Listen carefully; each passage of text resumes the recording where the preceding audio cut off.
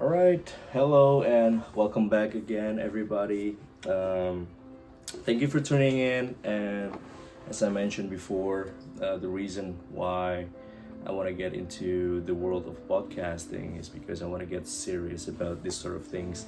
And also, there are a lot of things going on in my mind, and I feel like it kind of needs to be shared. I want to get closer to my audience. I want to get more intimate, and also I just want to have a good time, chilling and just talking about things that I interested in, things that I love to say, things that I love to think about. And yeah, I really want to just share it with you guys, and specifically today, I just bought this book by Arnold Schwarzenegger. Is a really good role model for me because he got a really good. He let's say he came from a small village in Austria, same like me. I came from, as you might know, I came from Jakarta, from Indonesia. It's not a small town by all means, but it's a third world country, and everything is difficult there. Everything is very limited, and also there is no freedom of speech, as you might say. That sparks my interest to actually moving to the Western world, moving abroad, because I feel like there are more opportunities out there than in Indonesia, which I believe it's true even for now. I believe it's completely true. And yeah, same with Arnold. So we share almost the same background, and he got big dreams. And Arnold is a man of his word, and you can see by this book, it's called Be Useful, 7 Tools for Life.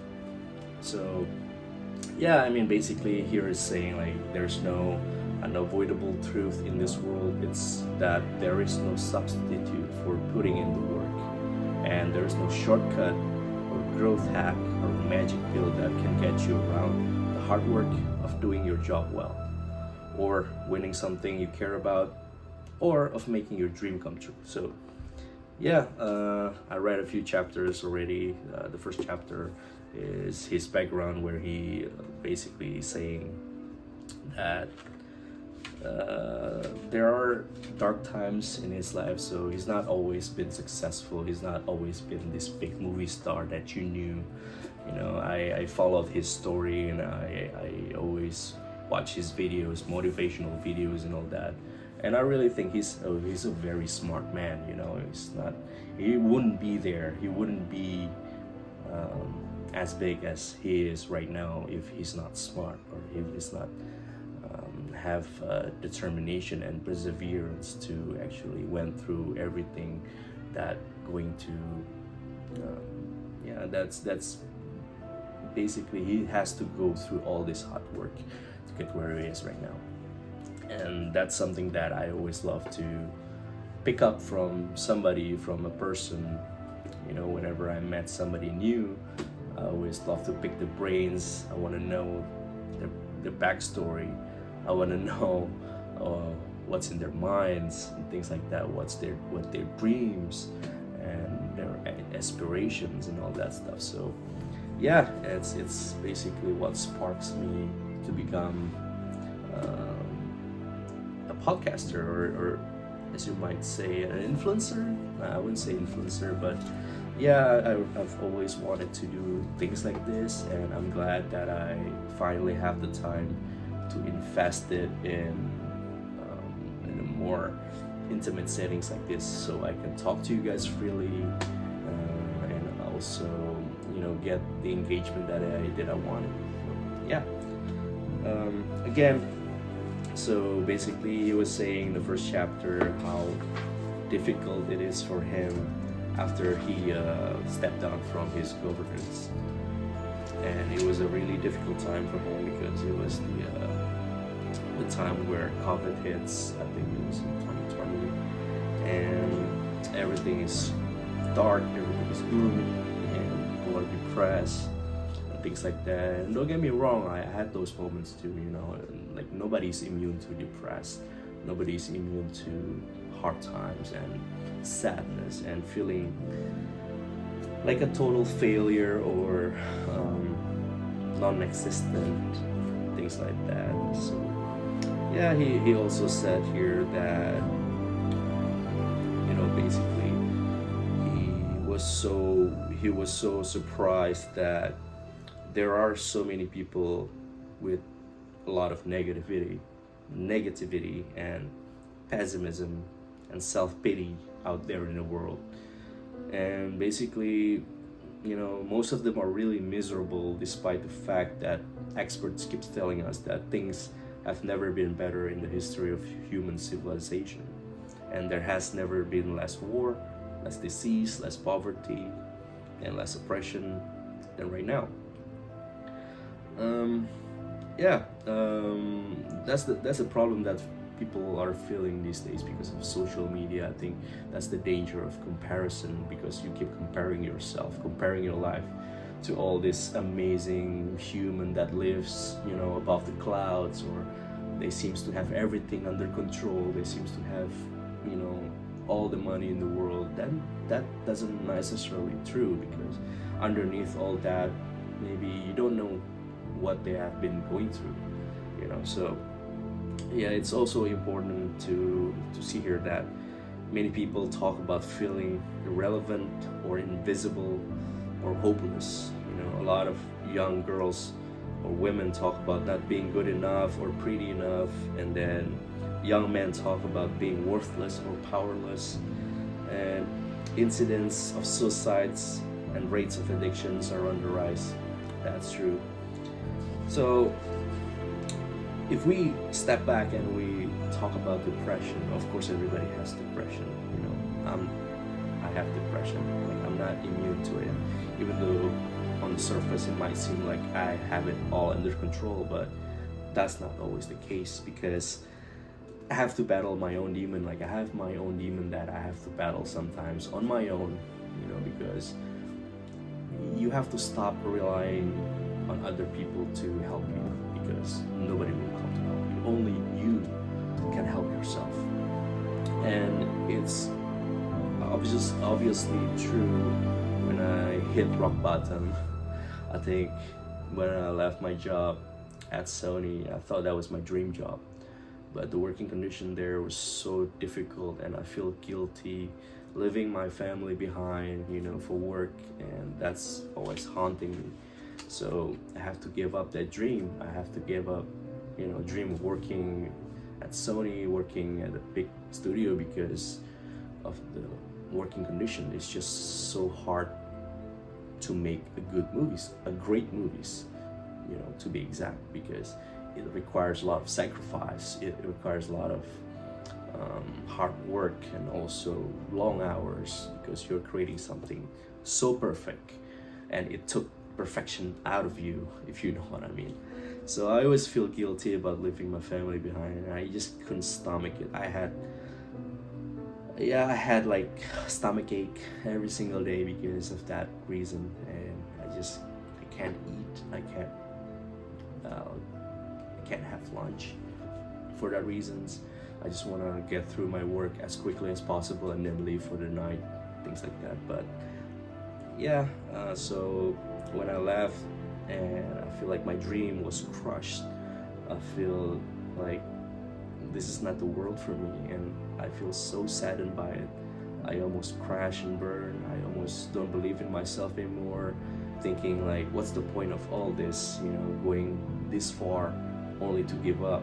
And that is not me. I'm not a person that easily give up. But yeah, during those moments, it was very difficult for me to understand that fact. So everybody have to go through the 5 stages of grief. If you knew 5 stages of grief, right? I mean, you first, it's denial, and then anger, and then sadness, and then after that comes maybe acceptance, and then peace, you know.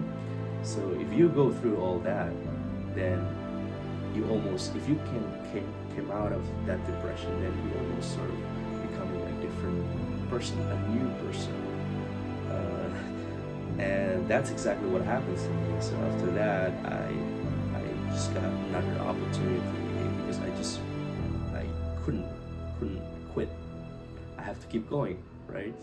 And Icon presented me with this opportunity to work on Pixar Monsters at Work, and it came to me by surprise, and I didn't expect that at all, but that almost sparked that dream again in me. The rest is history, as you might know.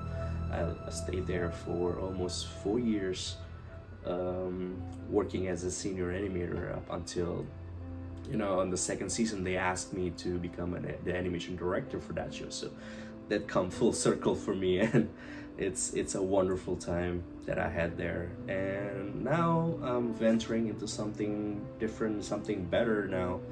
So everything that you go through is just building you to become a better person, a stronger person, stronger animator in my case, a stronger person in the whole thing. But that's just a little backstory, yeah, this is why I want to talk to you about a lot of things, because there are a lot of things in my mind that I just want to put out there, and I think this is a really good medium to do so, and I feel safe around here. So I really want to do more of these episodes where I get to talk about my history, where I get to talk about my idols and all that stuff. I haven't finished this book, obviously, because I just bought it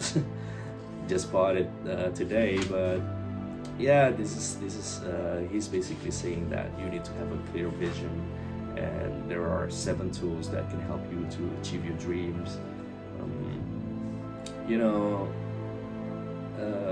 The best thing about the law of attractions, I don't know if you ever heard that terms before, law of attractions.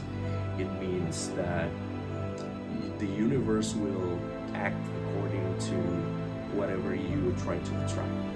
If you're attracting sadness, if you are attracting pain and attracting hardship, of course, those things are the ones that's going to be in your life.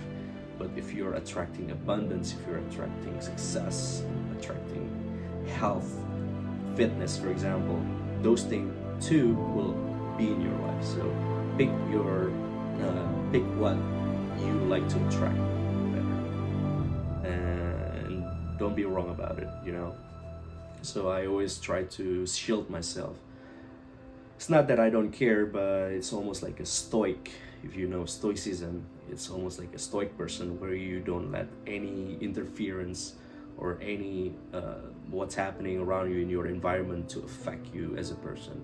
So you keep that feeling intact and just be stoic, just protect what's in your heart and just stay positive. I think that's the most important thing. Just stay positive. One of this chapter here, Arnold said that so many of our best people are lost. So many of the good ones, they don't even know what they're doing with their lives. They're unhealthy, they're unhappy, and then 70% of them hate their jobs. Their relationships are unrewarding, and they don't smile, they don't laugh, they have no energy, they feel useless, they feel helpless, as if life were pushing them down a road to nowhere. A lot of people feel this way. And maybe if you look in the mirror, it's okay. You're not broken, neither are they. This is just what happens when you don't have a clear vision for your life, and you've taken either whatever you can or whatever you thought you deserve. Again, with the social media, it's so easy to compare yourself to a lot of people, but that's not the case. I think social media is there to help you. If you look for something positive in social media, of course you will be rewarded with a lot of positive message, a lot of positive posting, all that stuff. But if you're looking into whatever it is you're looking, then your feed's gonna revolve around that idea, if you know what I mean. So really be careful what you're choosing to see on social media. If you keep looking for war, if you keep looking for famine and things like that, yeah, human are emotional creature. We feel emotion, right? And of course, when we see those terrible things that's happening, you can't help yourself but to feel helpless too, but to feel sad, and there's nothing you can do to help. So you gotta be careful with feeling too much. That's what happens to me too. I was feeling too much because I'm an empathetic person, so I feel too much. But that's also becoming my downfall, because I kept thinking about things that I cannot do and things that I cannot change, and that kind of frustrates me. So I stopped feeling sad, I stopped feeling pity for myself, and I just figured, you know what, maybe it's time to switch the mindset. It's not that you have to see those things and get affected, but use that thing to help you flow through the hard times that you had in your life, things like that. Yeah, that's basically true here, because I feel like, social media is there and you always compare yourself to the other person. That's wrong. That's definitely wrong. You have to always compare yourself to you, to the old you, to feel that, because somebody like, everyone journey is different. Somebody might be far ahead from you. They're already way ahead of you, and you cannot compare yourself to that person. Obviously, there are also people who are way behind you, and maybe they look up to you the same way you look up to them. So every journey is different, and you just need to know how to create your own path, and to just compare yourself to you, to the old you, and it's just a matter of getting better every single time, just day after day, disappointment after disappointment, and how you can bounce back and how you can recover from those failures. That's what's going to shape you and make you become who you are right now. That's really important. I think I just wanna tell you guys that message for this video. Basically, I'm gonna finish reading this book, and I'm gonna summarize it for you to get you an idea of what he's talking about, and if this book's any good. I heard a lot of people are recommending this book because obviously Arnold is a man of his word, and just great to hear his history, his hardship, and how he overcome them. So all right, so next time around I'm gonna talk a lot more about different things, but this is it for this first podcast. I hope you not tired listening to me, and I hope you enjoy this episode, and I'll see you guys soon. Bye bye.